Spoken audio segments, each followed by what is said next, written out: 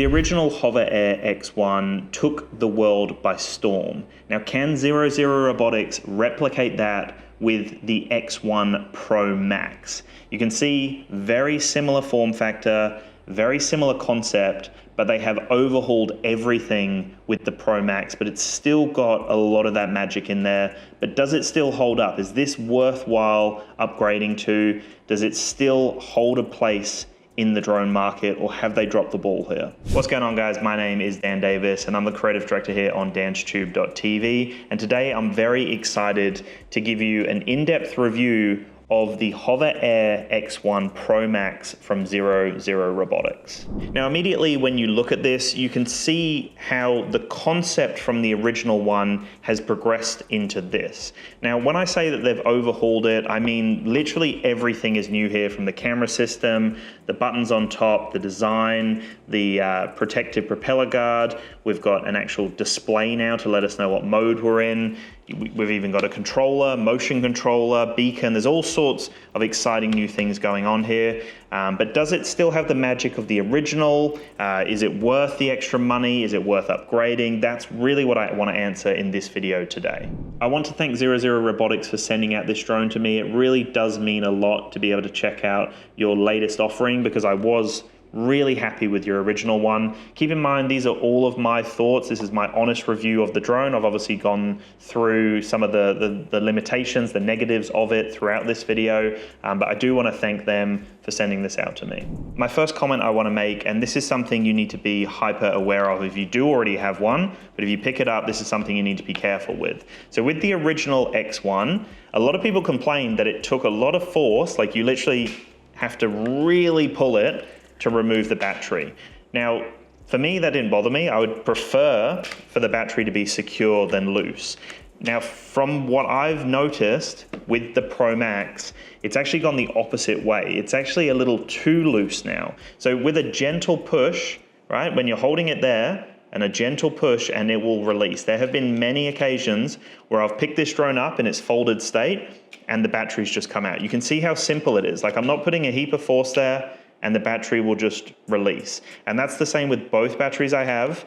And so to me, this is a little bit of a concern. If this knocks into anything and it dislodges the battery, which can be quite simple, as you can see, then the drone's gonna power down. So I did have a little bit of concern with that. I have never had it fall out mid-flight, which is, you know, lucky, fingers crossed. But if something knocks us, if a bird taps it, if it taps a tree or a branch, very likely that that battery is going to dislodge.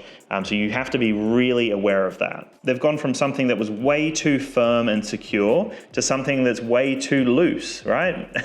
So they need to find the balance here between the two with their next version. And to be honest with you, I think they need some sort of like locking or clipping mechanism just to secure it in place. Moving on to the actual overall functionality of this drone. So the original X1 was exclusively used as a palm launching vlogging drone. So there's no controller, you can connect it up to the app, but the whole focus really was to just use it like this, right? If you wanted to customize some settings, you could do it through the app. But what's very cool here, and something I've been happy to see, is with the menu system now. So when you power it on, it actually lets you choose different settings and different modes with the display. It still does have the same magnetic clip here, which works perfectly well. The folding mechanism feels nice and secure, and I've been very happy with that so far. And then as we have a look on top here, you will see what I can do now, which is really cool, is I can press and hold either on the right arrow or the left arrow, and it will actually give me the option to adjust some of the settings. So now I can go between low, flat, and high. So I can adjust those, which is nice and easy. And then if I press and hold on the left arrow, it will then take me across to the left menu.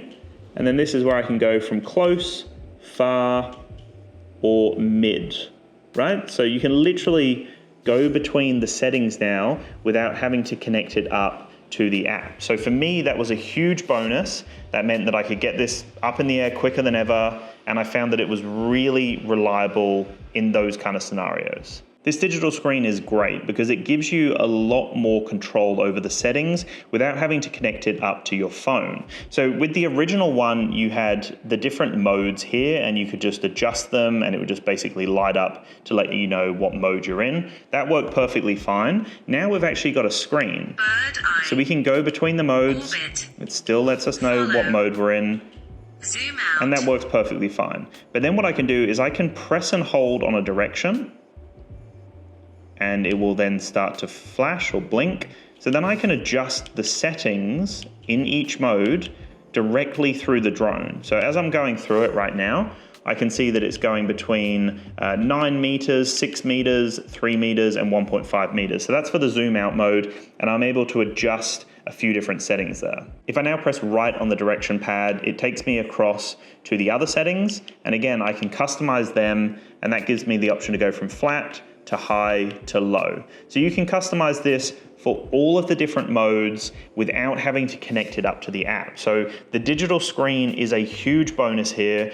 I personally think that this is the core of the Hover range, is being able to purely use it as a vlogging camera, to be able to just launch it off your palm without having to connect it to a controller or an app. That's where this really excelled, and that's where a lot of people got excited when we got the original HOVERAir X1. If you are interested in the PROMAX or even the Pro version of the HOVERAir X1, I will have some links down below, so make sure to check them out.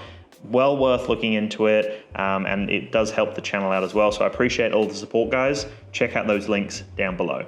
To be completely honest with you, the core experience is still pretty much the same. It's almost identical. The flight performance is better here because it actually has a improved wind resistance rating, so it can handle stronger winds, which is great, but the flight performance is very similar. I was very happy with the original, and this is the same when we talk about the pure experience of just hand launching it and hand catching it. It works flawlessly with no issues, and then you have some more control with the digital display here. Looking at the camera system here, this is one of the biggest upgrades of the PROMAX. We've got a brand new camera system. It is a 16mm equivalent wide lens, a 1/1.3 inch CMOS sensor, and it can capture 8K video up to 30 frames per second. On top of that, we've also got 4K slow motion up to 120 frames per second, which is insane. And then there's 4K 60 frames per second with HDR. So the video quality on this guy here is a huge, huge leap forward.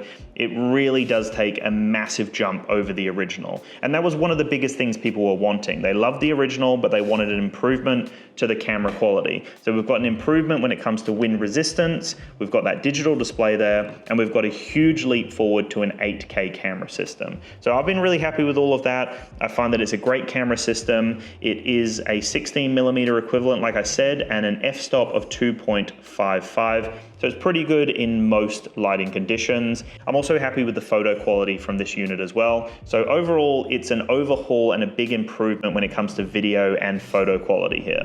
We also got an improvement to flight time. So it is now a 16-minute flight time. Now that obviously depends on flight conditions, depends on what's going on, but 16 minutes is an improvement here, and getting a few more minutes definitely makes a big difference here. The other thing that's cool is now we've got the option for additional storage.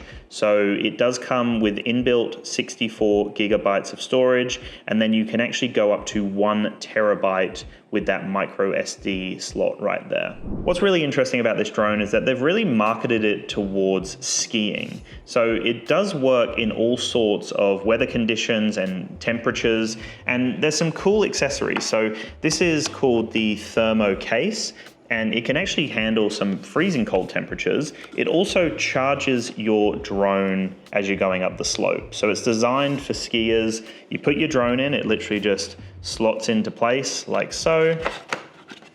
And then once it's in, you then close it down and the drone will start charging in there. It will give you the indicator. You can also charge up your phone if you need to with this unit. And it's a smart little design. I really like this, nice and heavy duty and can handle some freezing cold temperatures. They also have some other really cool accessories designed for all sorts of scenarios.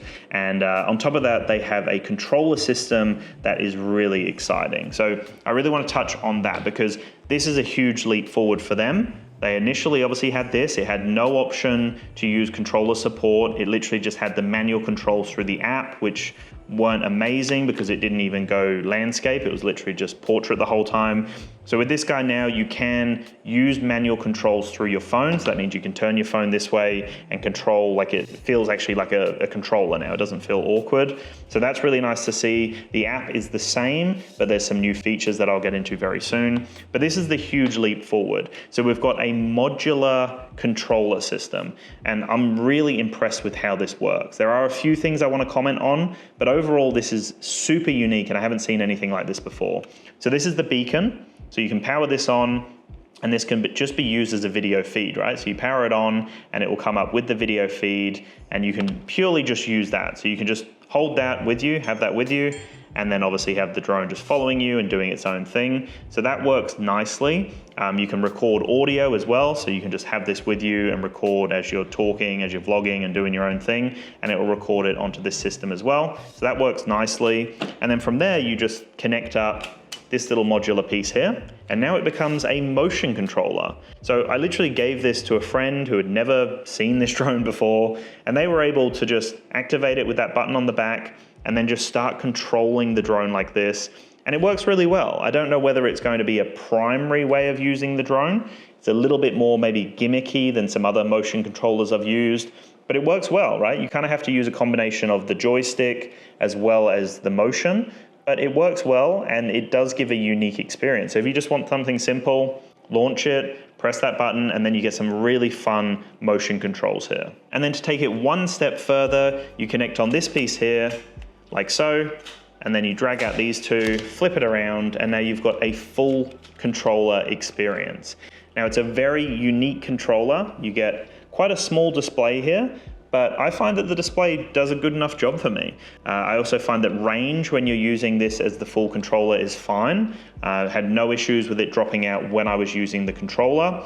One thing to mention though, I did have some issues when I was using the manual controls on my phone. So it isn't designed to go as far as a controller, obviously, when you're using your phone, but there was a moment that was terrifying where the drone disconnected when I was in the manual control mode on my phone, and I wasn't able to reconnect from the app. So I'm then running over to the drone, powering on this, trying to connect it. I finally got it connected.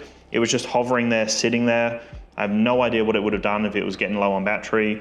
But ever since that moment, I have always relied on either the controller experience or purely just the drone experience with the controls on here, right? That's what I've gone to now, so just keep that one in mind. All of these things can be improved with software updates, and there have been a bunch of really exciting software updates as I've been using this drone. Not long ago, they added a skiing mode, a cycling mode, they added an indoor following mode, and they also added a dolly zoom mode. So they've been adding some new modes as we've been going. The core modes from the original are still there, but they've definitely gone over and above with the modes here. It can actually keep up with you at some crazy speed. So it does a really good job of sticking with you. If you put it in a follow mode and you jump on a bike, or you're running or whatever it may be, this really can keep up with you. They do say that it can get up to 60 kilometers an hour in the follow mode, which is really such an impressive thing from such a small drone here. And again, the core experience, right? When you're purely just using this with the modes on top, I really had no issues, right? I took it to an island and I got all sorts of really fun shots. I sent it up in the air to get some aerial, like looking down shots, all sorts of really fun things, tracking modes in the water, and no issues, like across the board, no issues. It was really windy. We were in a super exposed area. It was windy, and this had no issues circling around the car, flying up in the air. It can handle some amazing conditions. And on top of that, because of the Omni terrain tracking, it means that it can actually keep up with you regardless of the terrain. So I walked into the water, it had no issues. It was able to follow me into the water. I had sand as well. I had dirt, I had trees, all sorts of different scenarios, and it was able to keep up with me regardless of the terrain. They also added a rear collision detection system. Now this has definitely saved me in a few scenarios, especially because a lot of the time when you've got it circling around, right? If it's circling, if it's flying back like that, if it's doing like a dolly track when it's in front of you, very handy to have that rear obstacle avoidance or that rear collision detection. That makes a huge difference. A lot of other drones prioritize the front, but I find that a lot of the time drones are flying back to keep you in the shot, right? So smart placement there to have it on the back, and I found that that has actually helped me in a few scenarios. It weighs a little bit more than the original. It's 192.5 grams. It's still at a perfect point though for a travel drone, and it stays under 250 grams. So it means that you can use this in most scenarios. And it's a great size, right? Considering it is an overhaul, it's a redesign. Like even when you look at it, they've gone for more of an aerodynamic design here. It's kind of scooped as opposed to a flatter design. So they have redesigned everything here. Even the propeller guard is slightly different. The material is slightly different here, the shape of it. It's all very unique. This is built with love. You can tell that they really wanted to advance on their initial success, and they could have played it easy, but I feel like it's quite exciting to see them pushing some boundaries here. Like I said, there's a few little gripes, a few little issues I've had, you know, with the app support, with the battery as well, but everything, like the core functionality of it has been great. The camera quality is great, and the performance across the board has been really reliable. One annoyance right now that will, I'm sure, get resolved with a software update in the future is whenever I connect my phone in here, so this is designed to hold your phone, so it literally flips around and collapses down, or you can pull it out and spin it like so. So your phone does connect in here, and then you can connect it with a cable. So for whatever reason, I can't get that working. I've tried to reach out to them and figure out ways to make it work, but it seems to just not be working right now for my setup. I'm using an iPhone 14, so if I use the phone in an isolated event, it works perfectly fine. If I use this in an isolated event, it works fine, but straight when I connect them both up and plug it in, it just won't even connect. I've tried all sorts. So I've tried to connect this first, then plug in my phone, and it disconnects. I've tried the other way where I've had the phone connected, plug this in and power it on. I just can't get the two to work together as a full controller experience. I think that's where it would really open up more opportunities to have a larger screen here. If I could have my phone there, that would be really great. So a few things I would definitely like to see improved here, but overall, this is such an awesome update. Again, very hard to follow something this successful, right? It has the full community behind it. That's one of my favorite things, and it came through here with the new guy as well. The app is phenomenal, right? There's a whole community tab where you can connect with other people, comment on other people's experiences with the drone. You can upload your own. It's a really fun community experience. The app itself is also great, very intuitive. You can go in there and change between different modes. There's also a lot of personality in the app, which is very cool to see. So all of that came through to the newer guy here. But we've then got even more features and modes. And like I said, they keep adding new modes, which is so exciting to see. The PROMAX is a true definition of an upgrade. They have gone all out and upgraded pretty much everything here, right? There's an overhaul to everything. Nothing has been played safe here. There are a few things that I've mentioned that aren't 100% that can be improved with software updates. The big limitation is obviously that battery in terms of my concerns for that getting knocked out.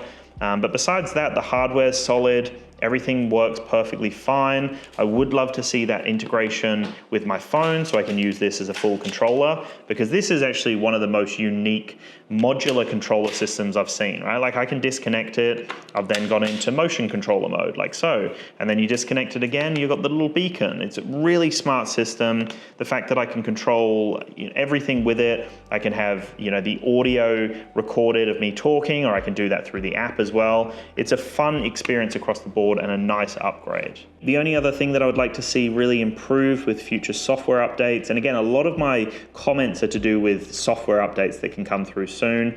This beacon definitely needs more functionality. I find that, you know, you got the pause and you've got the home button here and you've got a little joystick here, but for me, I can't really use it for anything. Like, I would love to be able to change a lot of the modes in here. I'd love to be able to customize some of the settings with this, so I can use this as a standalone device and then change all sort of things. Now, you can do a few basic things with it, but I would love to see some more functionality here where you can actually customize a lot of the settings purely with the beacon. The beacon has received an update now, and it's definitely more user-friendly than ever. So you can actually tap and choose different modes directly from it, and you can hear the drone is actually giving us an update in the background. So there's some new modes. We've got indoor follow and dolly zoom, and they are all accessible through here, so I can just switch between them. There's also like more going on with the user interface up here now, and it just seems to be a nice update that recently came out, right? So previously I was having some challenges with the beacon in terms of its limitations, but now it seems to have a lot more functionality, and it also connects a lot quicker to the drone, I've noticed. I have now also been able to finally connect it up to my phone. So I was having some issues early on, but I was able to update everything and get it into a position where now I can literally finally have this video feed up here and still be able to use the controller itself. So now it's the full controller experience. I've got my phone in there and it works nicely, right? That's exactly what I wanted it to do. I can customize some of the settings through the phone, which is the main reason why I wanted to connect it to the phone. So you can change the different modes and change the camera settings and whatnot. So that now seems to work perfectly fine. And since the recent updates, I have also noticed that everything connects up a lot quicker. It's a lot more seamless. There's not as much troubleshooting, and it just seems to be a smoother experience across the board. I have really enjoyed the PROMAX, and I think it's a phenomenal drone. It's not cheap though. This is a big upgrade from the X1. It's been overhauled. There's a lot of exciting advancements in technology here. And if you love the hover community and the hover ecosystem, then this is a really exciting product to come out. Now there is the Pro version, there's the PROMAX version, and obviously we've got the original X1. Now, for the PROMAX, you really need to figure out what your needs are. Like, if you're a skier and you see yourself, you know, wanting to get the thermo case and have, you know, some unique batteries that can also withstand cold temperatures, you can get those as well. The accessory kit is awesome. There's some really cool accessories, obviously, that I've mentioned. It's a great drone, but again, it does come at a price point. It does have quite a high price tag for what you're getting here. I've seen that's the biggest criticism about this from people that want to get it. They're excited about it, but they just maybe don't have the funds for it. So I guess this is for someone who is really into the hover range and wants that big upgrade. Maybe you want a perfect little travel drone that has a lot of variety of options. You know, it's just a little hand launching drone. You can connect it to a controller, connect it to your phone, ideal for stuff like that. If you've never owned a drone before and you think that this kind of functionality could be good for you, then this is like the one to get. This is one of the best on the market in this type of form factor to give you the controller support as well as that hand launching support. This is a great drone, honestly, but it's just that price point. It's hard to justify for a lot of people. I get it. I still think the X1 is a great drone and a lot of people will be happy with that. So yeah, it's kind of in a weird place for me. Love the drone, love what they've got going on here, but it's just not a cheap drone, right? So it's a hard one to recommend to a lot of people. I think it's a perfect upgrade if you can justify the funds. If you can sell this one off and get the upgrade, could be a really good investment. And again, if you're the type of person who wants this form factor, wants to support hover and 0 robotics, then this is the best that they have right now, right? This is their ultimate offering, and it really does show. You can see it down to the build quality of it, even the accessories, they're all built really nicely. Camera quality is great. The interface works beautifully. It's a great system, and I think a lot of people will be happy with it. But again, it just really depends on your needs. And I would love to know in the comments below, who do you think this is for? Like, when you as a consumer are looking at all these drone releases, is this something that you want? Is this something that's on your wish list? Or are there reasons why you wouldn't get this? I'd love to know in the comments below. And I'd love to know if you do have it, how are you using it? What's its use case? Is it for traveling? Is it for skiing? Is it for action sports?